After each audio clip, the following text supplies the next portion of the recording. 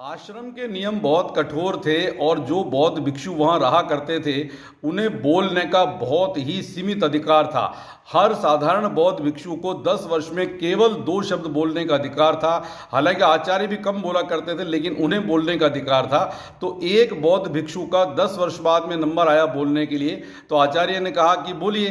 तो उसने कहा था खाट खटमल, यानी कि जो है खाट जिसमें सोते हैं उसमें खटमल ज़्यादा है, तो उन्होंने उसकी सफाई करवा दी, धूप में रखवा दी, उसको जो स्प्रे करवा दिया, समथिंग उसके ऊपर जो है केमिकल डलवा दिए, दवाई छिड़कवा दी।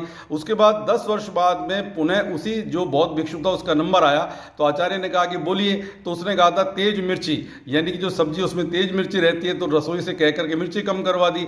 पुनः 10 वर्ष बाद में उसी बौद्ध भिक्षु का जो नंबर आया, तो आचार्य ने कहा बोलिए। तो उसने कहा था आश्रम छोड़ना। तो आचार्य ने कहा कि तुम 30 वर्षों तक लगातार शिकायत करते रहते हो, तुम जैसे बौद्ध भिक्षु का मन तपस्या में नहीं लगता है, तुम्हें आश्रम छोड़ देने ही उचित है। तो जो जितना दफ्तर